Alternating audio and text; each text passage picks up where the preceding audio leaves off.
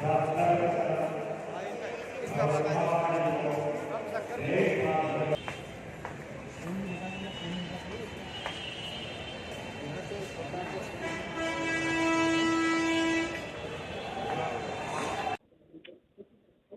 मैं सुभाष मिश्रा और आप देख रहे हैं तीसरी आंख न्यूज़ 24। हम इस समय कैसर बाग में आए हुए थे। काफ़ी सारे लोग हमको दिखाई पड़े जो बिना मास्क के थे। चूँकि बीमारी बहुत तेज़ी से पैर पसार रही है। अब ये अलग बात है कि उत्तर प्रदेश में चुनाव है, तो इस पे लोग ध्यान नहीं दे रहे हैं। अगर यही चुनाव ना होता तो शायद अब तक लॉकडाउन लग चुका होता। लोगों से सिर्फ हम एक चीज कहना चाहते हैं अपने चैनल के माध्यम से, बचाव ही एकमात्र उपाय है।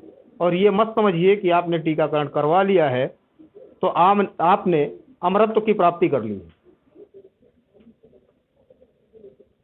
अमरत्व की प्राप्ति उसी व्यक्ति को हो सकती है जो बचाव करेगा।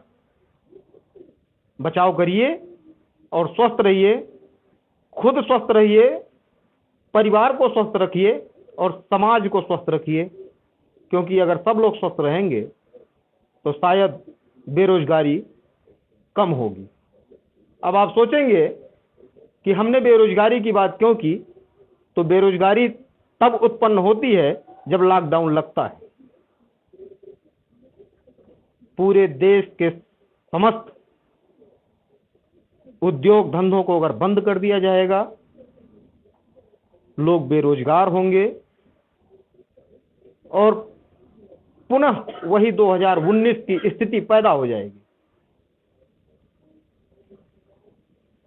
तो इसी क्रम में जब हम आए कैसर बाग में तो हमने देखा कि काफ़ी लोग बिना मास्क के दिखे, ऑफिस में भी टहल रहे हैं।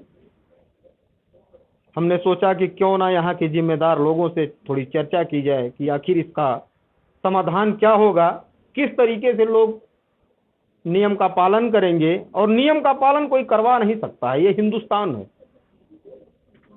फॉरेन कंट्रीज में सुना जाता है कि अगर रात में 12 बजे कोई व्यक्ति चौराहे से गुजर रहा हो और वहां पे पुलिस का कोई भी एक बंदा भी खड़ा ना दिखे, तब भी वो अपनी गाड़ी को रेड से ग्रीन होने तक का इंतजार करता है और तब निकालता है।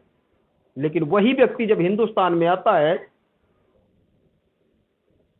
तो रेड लाइट को तोड़ देना अपने आप को यहाँ का दादा या पावरफुल दिखाने की कोशिश होती है कि अगर रेड लाइट है, पुलिस खड़ी है और हम निकल गए तो हम काफी पावरफुल हैं। तो रेड लाइट को मत तोड़िए, अपने और अपनी जिंदगी के साथ खिलवाड़ मत करिए, परिवार के साथ मत करिए। तो आइए 2 मिनट की चर्चा करेंगे थोड़ा आपसे और समझने की कोशिश करेंगे कि आप क्या कहना चाहेंगे इससे, क्योंकि आप यहाँ काफी जिम्मेदार हैं। सर नमस्कार, क्या शुभ नाम है सर? रमेश सिंह बिष्ट, सहायक क्षेत्रीय प्रबंधक कैसर बाग बस स्टेशन। सर देख रहे हैं हम कि काफ़ी लोग बिना मास्क के यहाँ पूरे रोडवेज में घूम रहे हैं, बस अड्डे पे देखा हमने। तो क्या यहाँ पे चालान नहीं किया जा रहा है, या लोगों को समझाया नहीं जा रहा है, या समझ नहीं पा रहे हैं लोग? कारण क्या है? देखिए, अपने प्रबंधन के लेवल पे हम बराबर प्रयास कर रहे हैं कि जो मेन गेट है उनसे हम इंट्रेंस होने किसी बिना मास्क वाले को नहीं देते हैं। अगर वो बगैर मास्क है तो हमारे रोडवेज का प्रोडक्शन है 10 रुपये का मास्क, वो हम उसको वहाँ पे नगद खरीद के उपलब्ध करा रहे हैं। बाकी हम लोग डेली चालान कर रहे हैं। मास्क लगाना एक अवेयरनेस की चीज़ है, जागरूकता की चीज़ है। इसके लिए हम जितने हमारे लेवल पर प्रयास होने चाहिए वो हम कर रहे हैं। लेकिन इसके लिए बहुत ज़रूरी है कि आदमी खुद अवेयर हो, क्योंकि बीमारी उसको लगनी है, दूसरे को नहीं लगनी है। हम अपनी तरफ से पूरा प्रयास है कि लोग मास्क लगाएं, लेकिन अब फिर भी कुछ जो लोग नहीं लगा रहे उन पर हम पेनल्टी की कार्रवाई भरसक कोशिश कर रहे हैं उनको समझाने की, उसके बाद पेनल्टी लगा दें। हम बाहर के लोगों की बात करते हैं तो सही है, लेकिन उसी के साथ साथ हमारे अपने कर्मचारी जो हैं, हमने देखा अभी ऑफिस में जब हम आए तो काफ़ी सारे कर्मचारी हमको दिखे जो एक ही टेबल पे हैं और उसके बाद मास्क नहीं लगा रहे हैं। उस पर अपने कर्मचारियों से आप कुछ कहना चाहेंगे? कर्मचारियों से हम यही कहना चाहेंगे कि वो कोरोना प्रोटोकॉल का पालन करें और मास्क लगाएं, अपने को बीमारियों से बचाएं। जैसा कि आपने कहा कि हिंदुस्तान है, कोई यहाँ कानून का पालन नहीं करवा सकता। आप बिल्कुल, आपका कहना कटु सत्य है। हम लोग भी प्रयास कर रहे हैं, हमारे उच्च प्रबंधन के स्टैंडिंग ऑर्डर है कि सभी लोग कोरोना प्रोटोकॉल का पालन करें, और प्रयास यही रहता है कि लोग कोरोना प्रोटोकॉल का पालन करेंगे। तो आपने देखा, हमने इस पे चर्चा की और आपने दो शब्द रखे, तो व्यक्ति अपनी बातों को कह सकता है, अब मारा तो नहीं जा सकता है, क्योंकि ये स्कूल में पहले था कि लोग मारते भी थे, अब तो स्कूल में भी बच्चों को नहीं मारा जा रहा। और पहले भी हमने कहा कि हिंदुस्तान है, यहाँ खुली आज़ादी है, आप कुछ भी कर सकते हैं, लेकिन आपकी आज़ादी वहीं पर समाप्त हो जाती है जहां पर अगले की शुरू होती है। शुरुआत जहां हमारी होती है वहीं पे आपकी खत्म हो जाती है।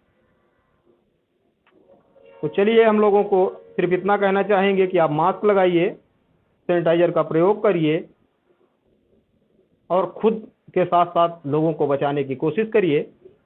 इन तरीके के और मुद्दों को लेके हम आते रहेंगे, आपसे रूबरू होते रहेंगे। तो ऐसी खबरों को देखने के लिए हमारे चैनल को लाइक, शेयर, सब्सक्राइब करना ना भूलें। आप देख रहे थे सुभाष मिश्रा के साथ तीसरी आंख न्यूज़ 24। धन्यवाद।